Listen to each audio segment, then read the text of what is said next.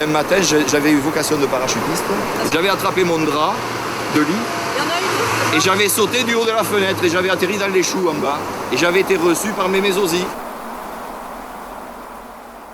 C'est à une curiosité profonde et joyeuse qu'il faut attribuer l'œil fixe et animalement extatique des enfants devant le nouveau.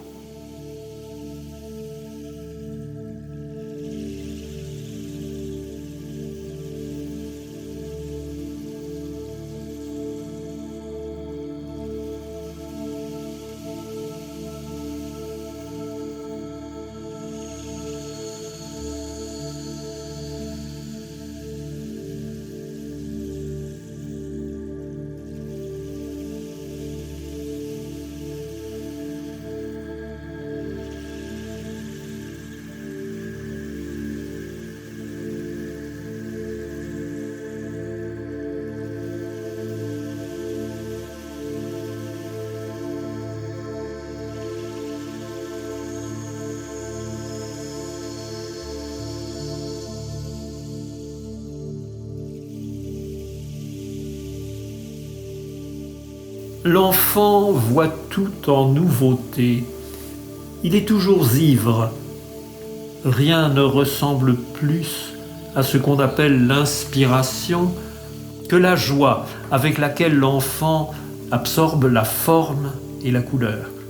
J'oserais pousser plus loin, j'affirme que l'inspiration a quelque rapport avec la congestion et que toute pensée sublime est accompagnée d'une secousse nerveuse plus ou moins forte qui retentit jusque dans le cervelet.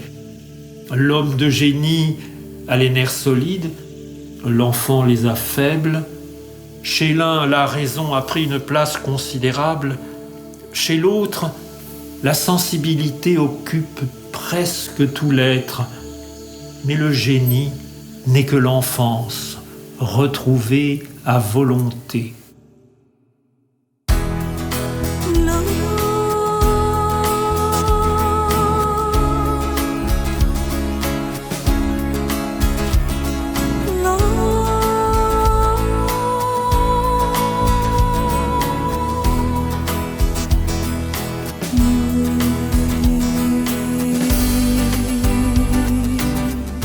J'habitais alors la maison du bon Dieu et des diables à la fois, planté comme un décor au bord du Lot, face à mon beau Cahors. Mon enfance s'étirait, parfois ange ou démon, entre maman et Zosie, ma grand-mère, mon frère et mes chansons.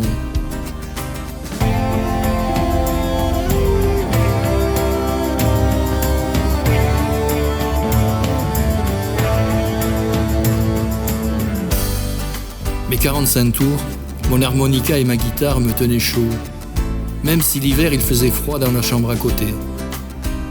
Contre la stupidité de l'adolescence, maman ne pouvait rien.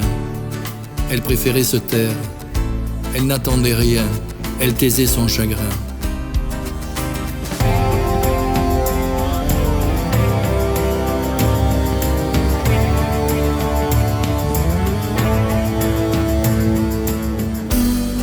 Enfin, j'aimais ma mère, mais pas comme un enfant. Je voulais un père, sans le vouloir vraiment. L'amour et la haine sont de proches parents. Et lorsque je m'endormais, bercé par la musique du dancing d'à côté, je rêvais de chansons, de voyages, de pays sans cris, sans pleurs et sans nuages.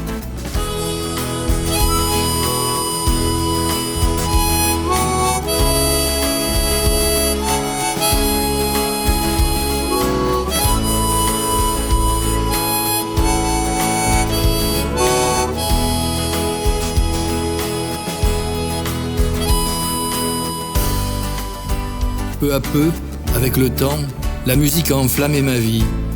Les copains musiciens et nos folles virées, les balles musettes pour les Pierrots, les Colombines. Lorsqu'au petit jour je rentrais à Coty, la porte était toujours ouverte. Maman complice m'attendait patiemment sur le palier.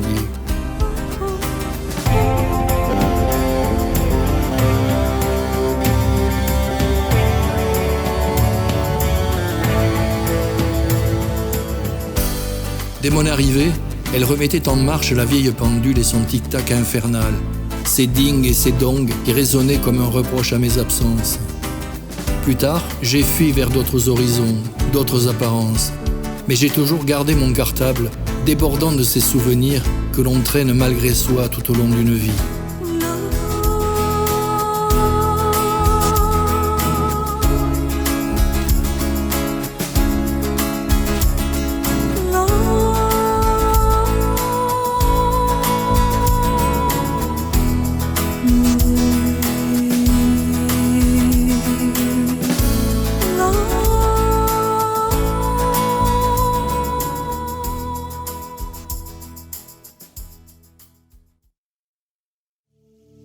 L'odeur d'une maison, les accents d'une mélodie, la douceur d'une soie sont ancrés pour toujours dans notre mémoire.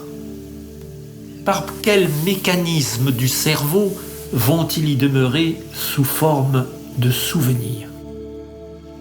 Notre corps est notre organe de perception, incontournable intermédiaire entre le monde extérieur et notre mémoire.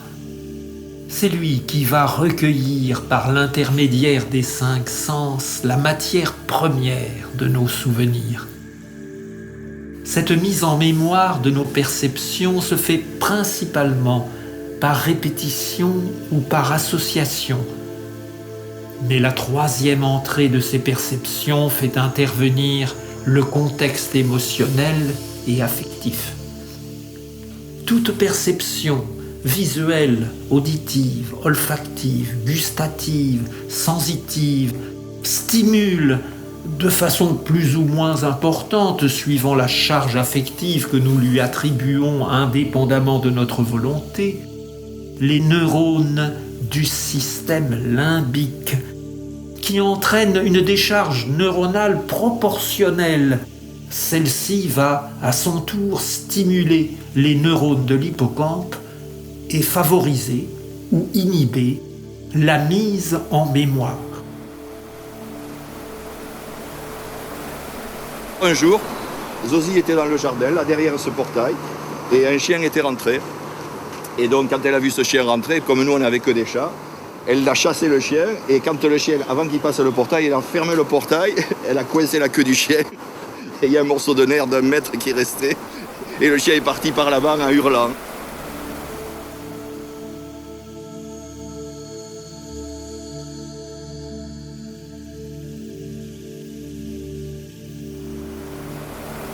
Ah ouais. Et ce petit portail que tu vois là au bout, Oui. dans la café Ça en Mézin, fait partie aussi. voilà. Et il y avait un chemin qui menait jusqu'à une grande maison où habitait Bernard Blanc, notre copain, qui était donc au bord de la route là-haut. Et on avait installé un téléphone avec Bernard, donc avec un fil, 2 boîtes de cirage. Ouais. Et donc on avait tendu un fil. Donc il y avait un fil qui devait faire 100 mètres de long. Et on avait Bernard Lasfar qui travaillait le jardin là, avec son râteau. Et alors un jour il voit ce fil à l'air, il a tiré sur le fil, il était en train de se téléphoner, il nous a cassé le fil et on n'a plus pu téléphoner. Voilà.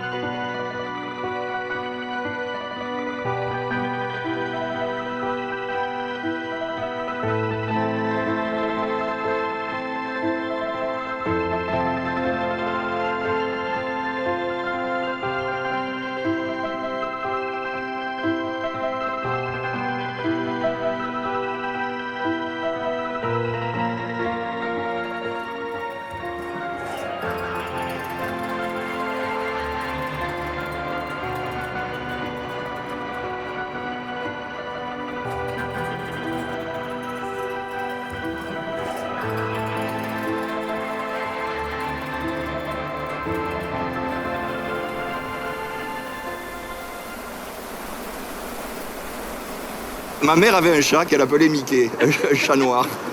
Et donc un soir, en rentrant d'un bal, avec ma 2 chevaux, en pleine nuit, à 3 h du matin, j'arrive et en plein phare, qu'est-ce que je vois? Il y a le Mickey qui fait un bond, j'y passe dessus avec la bagnole, et d'un bond, il saute dans l'eau. Et le lendemain, ma mère qui dit, mais j'ai pas vu Mickey, qu'est-ce qu'il est devenu? Alors moi je dis, je sais pas, je sais pas. Et 2 ou 3 jours après, enfin Mickey, comment ça se fait qu'il est pas là? Et je dis, bon, je l'ai crevé, il est passé dessus. Je m'étais fait engueuler.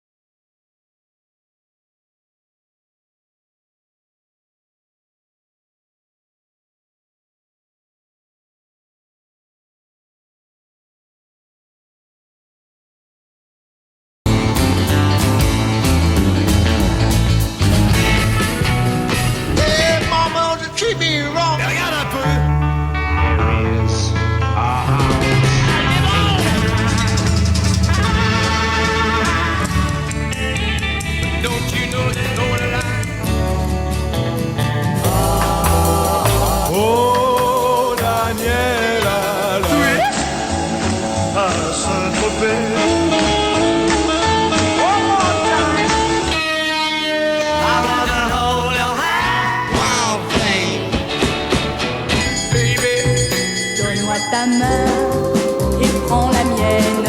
Tous les garçons et les filles t'aiment.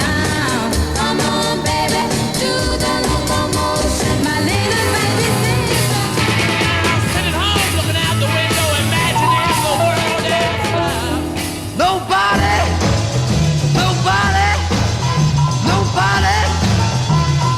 wow, nobody but you, nobody but you.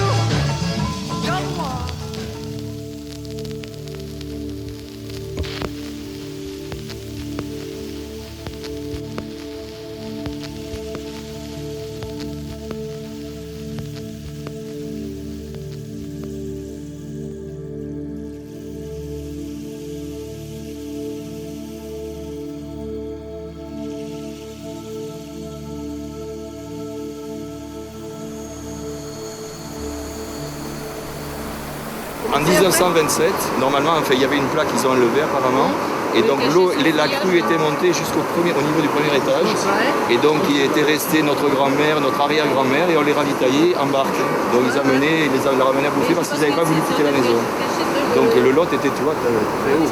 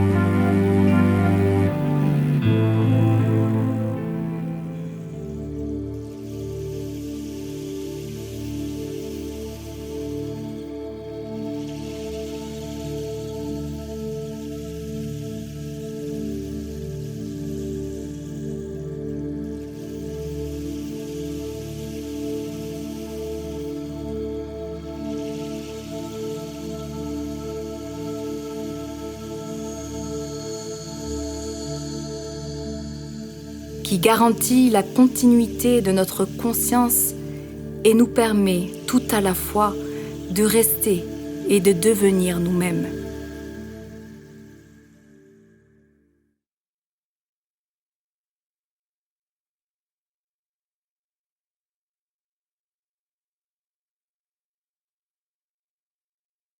Ainsi, les souvenirs concentrent dans le réceptacle de nos corps éphémères un lourd trésor. Sa transmission construit le rapport commun des hommes au temps et à l'histoire.